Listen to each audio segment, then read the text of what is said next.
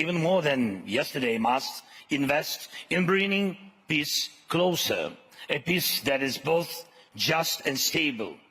Before the full-scale invasion, we constantly heard, "Don't escalate."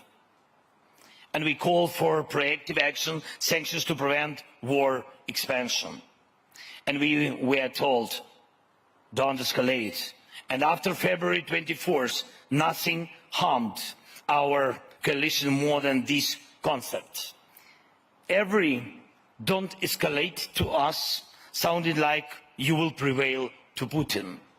And we asked for new types of weapons, and the response was "don't escalate." But then weapons arrived and there was no escalation. A Russian missile fell on NATO territory. The response again was "don't escalate." But retaliation at the moment could have taught Russia a lot and would have added necessary confidence to the West. We talked about blocking the transit of sanctioned goods to Kaliningrad, but the response was "don't escalate."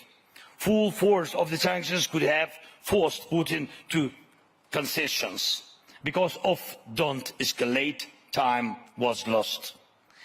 And the lives of many of our most experienced warriors who fought since 2014 were lost. Some opportunities were lost. The lesson is clear.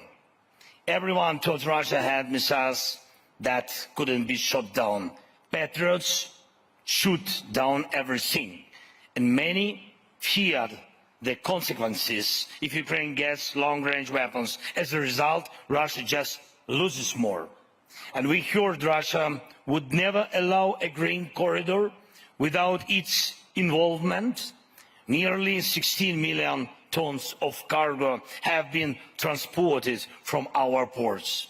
And we can prove that Russia will reconcile with the complete loss of its Black Sea fleet, which terrorized commercial ships. And we must gain air superiority for Ukraine, just as we have gained superiority at the Black Sea. We can do it. Partners know what's needed and in what quantities. This will allow progress on the ground. Just 2 days ago, ladies and gentlemen, just 2 days ago, we proved Ukraine can even hit very valuable Russian military aircraft, which no one had shot down before. Many sanction steps were delayed for months, even years, because they have faced storms of threats from Moscow. But none of those threats came true. Each storm turned out to be their bluff. And how can one be satisfied with the sanctions against Russia or export controls if they don't even block its missile production? In every Russian missile, there are critical components from Western countries, dozens of components in every missile. And it's true.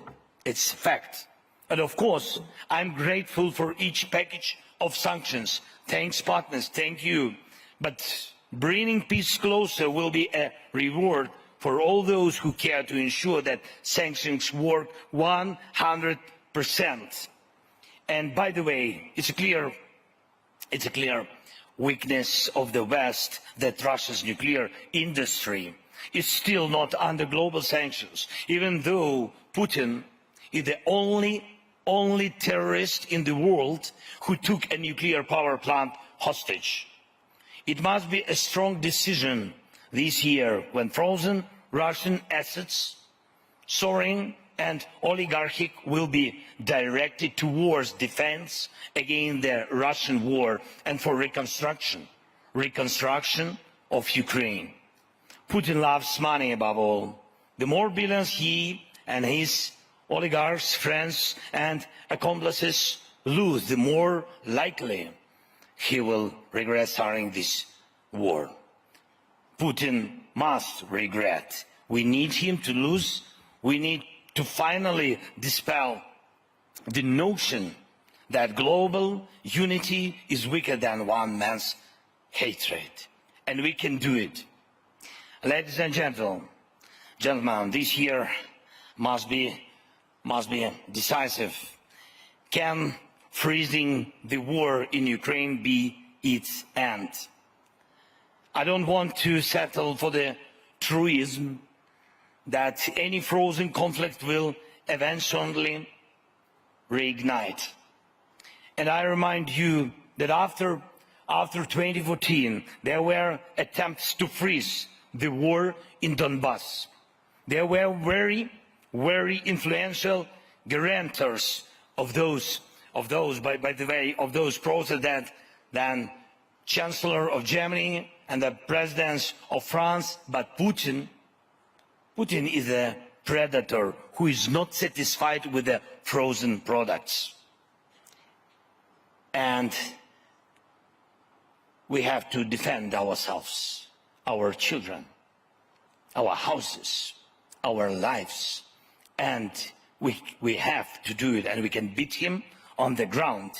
We have proved it, and at sea and in the skies.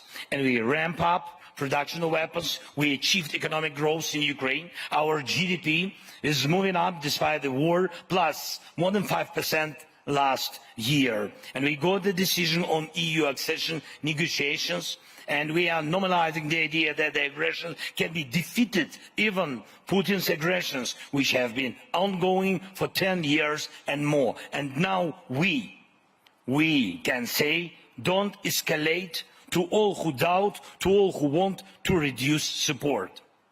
And in this warning, we will be absolutely correct, because every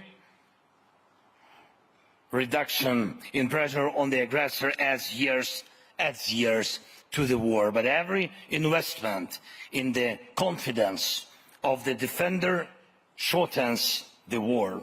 We must make it possible to answer the most important question. The war will end with a just and stable peace.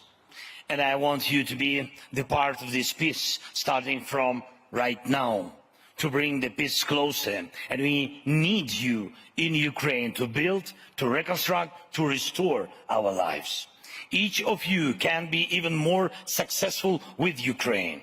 And these days, right here, in such a beautiful country, in Switzerland, we have made a key political contribution to the possibility of ending the war. There was the most representative meeting of national security advisors regarding the implementation of the peace formula. More than 80 countries and international institutions were represented. Yesterday, I had very productive negotiation with the President of Switzerland, and discussing the possibility of holding a summit at the leaders level in Switzerland, the first summit, the Global Peace Summit. Today, our teams have already begun work on organization such a summit, not the World War III, but the Global Peace Summit. And I invite every leader and country that respects peace and international law to join us. Together we can answer any crucial questions, and it will be the best answers. Peace must be the answer. Thank you for your invitation, and thank you for attention. Slava Ukraini. Thank you.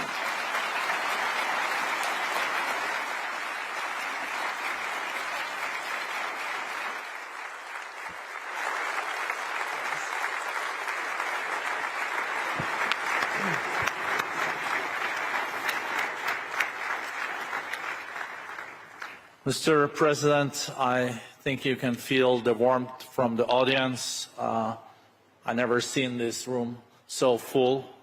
And thank you for your historical speech here in Davos. I think we all know when we are witnessing history, and with President Zelenskiy, he's one of the historical figures of our time.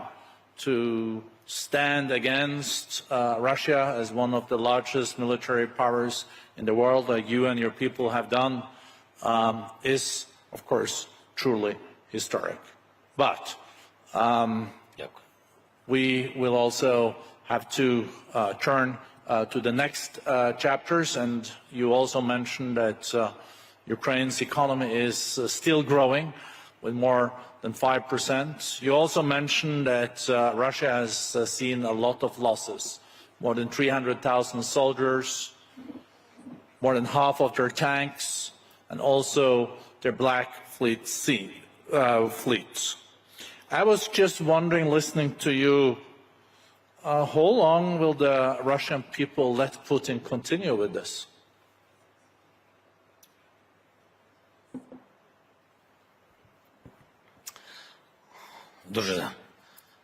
Дуже цікаве ваше запитання, як довго російський... Let's see if everyone gets on. Yeah, please. And here you have some water. Try. No, I have water. Okay. I will wait. I have enough time till morning. No, I have no time. Sorry. You have a war to win, no? Okay. I have a lot of work. Thank you so much. No, it's a great...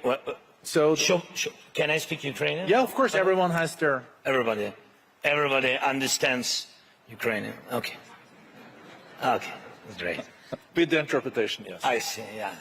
What we will speak about serious topics, but sometimes we need pauses for jokes. Gallows humor. No, well, you know what is funny? Now I'm speaking English and have Ukrainian translation here. So it's thanks technologies. But it has to be opposite. How did it sound? I have to speak Ukrainian. How did it sound in Ukrainian? Great. Yeah. My voice is better here. So I don't like to hear my voice. Добре, дякую. Чому я хотів відповісти українською? Я вам поясню. I will explain to you. Ви навіть не розумієте, яка різниця між вами.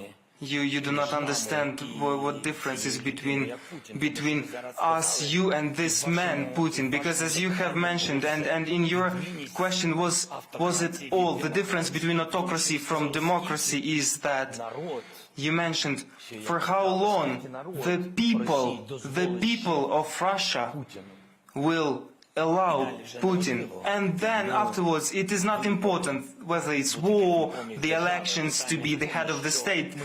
The question is that we equally understand this, you and us. For how long will people allow? And that is the principle of democracy, and that is the difference. The people do not allow anything to the President Putin. The question is what President Putin allows to his people, and therefore we need to state the question differently. For how long are the people ready to be deaf, to not hear anything, to not see anything, to pretend like everything is all right and is moving all right? So that is not the question to me. That is the question to the people of Russian Federation, whether they are capable of changing themselves or not. And that is the situation. And Putin, that is what I was saying. I don't believe that that man is capable of changing, because only humans can do that. Very interesting. I'll try another question then. We know that... Try. Yeah, try. I'm realistic. We know that the EU and the US has now been holding back for a week or two the latest support to Ukraine. I know that you're meeting European leaders. You met with President von der Leyen. I think you also meet with the key American leaders here. Are you concerned that this is taking a lot of time, or is this just a question of weeks before it is resolved? Дякую за запитання. Я думаю, що це питання. Thank you for the question. I think it's the matter of weeks. I have positive signals that Europe is supporting us,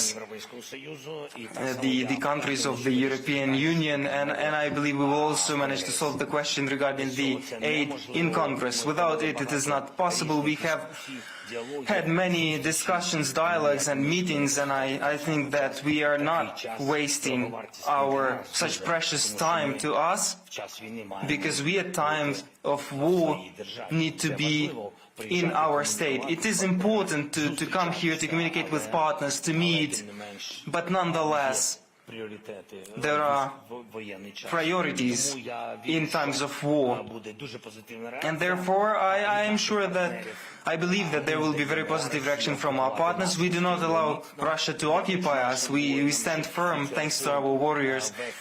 As regards the reforms, all that list of reforms, our promises and proposals by the International Monetary Fund, European Union, Ukraine is fulfilling all those faster than prior to the war, because we have regrouped, because Ukraine in times of war has proven that it can be strong and can reform the state. I think also, Mr. President, a good reminder to all of us that when Putin attacked, saying that it was just false allegations that he was going to attack Ukraine, that he said the evening before the attacks started, you've been able to take back 50% of the territory that he occupied. I think it's also important to remind ourselves that you did even before you got the Western weapons support. That was based on your old army. And you have a much stronger army now, probably the 6th, 7th strongest army in the world. But I think, if I may, if you could share the sentiment among the people in your country.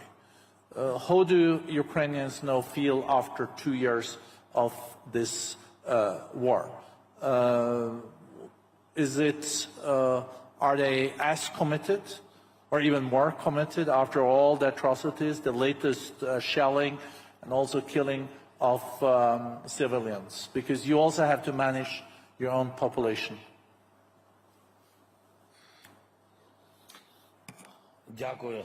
Thank you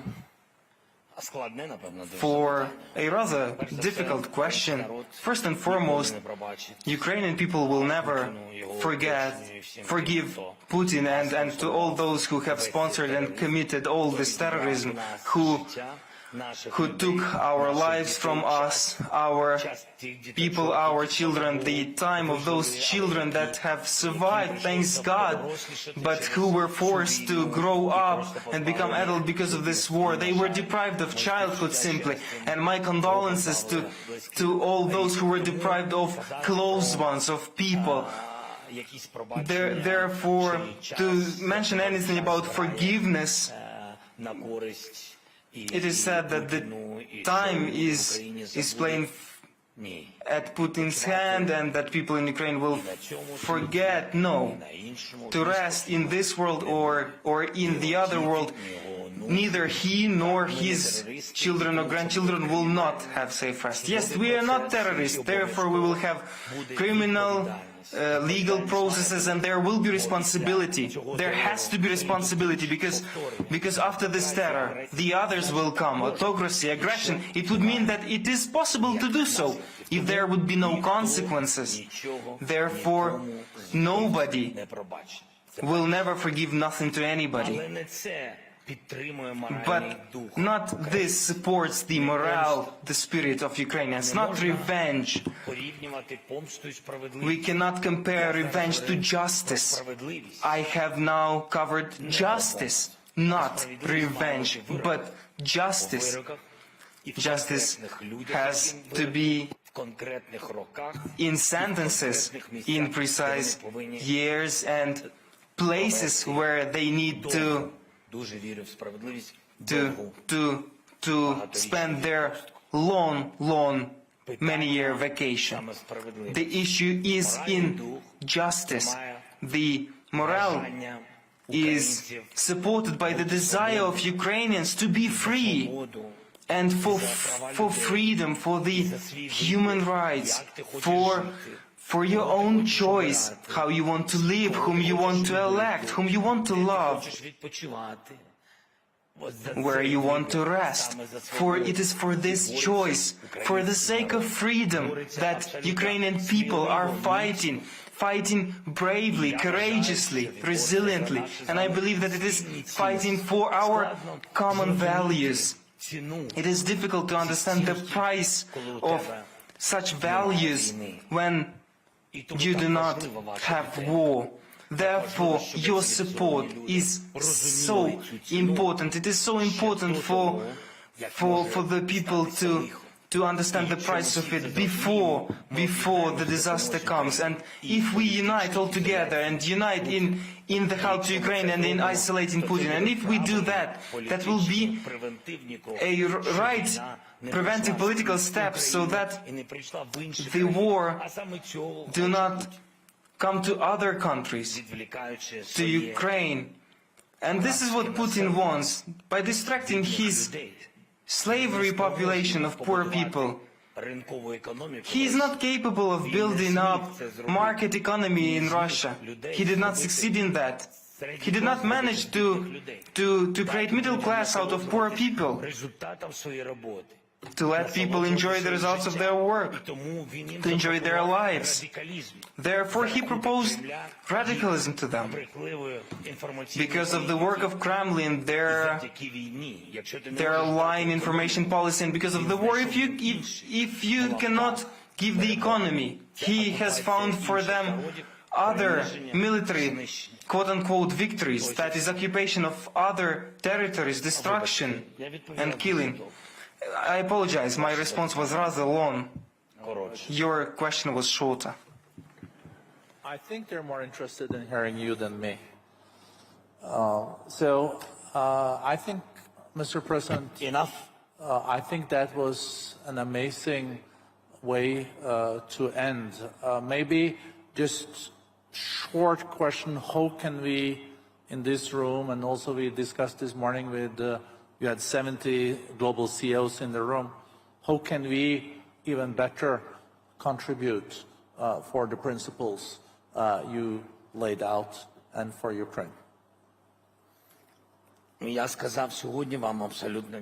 have stated to you absolutely frankly to us, I believe that our strength and our main treasure of Ukraine is people, and they have proven to the whole world that they are smart, talented, modern, and they are sharp-witted, they are brave, and they are absolutely open. And I told you that for us today to build up a resilient economy, only our people and your investments are capable of that. The working places, many of those. For this, we would need normal investments, from absolutely understandable, transparent companies, and I believe that that will strengthen us because it will create new employment places. It will allow our people the opportunity to come back from abroad. And I have already stated that Putin has managed only to enter the villages where he has killed all people, or where there were no people because they have fled because of the war. But if there were many people who were ready to defend their land, and they did indeed manage to do that, so please strengthen our economy, and we will strengthen your security. Thank you so much. Thank you.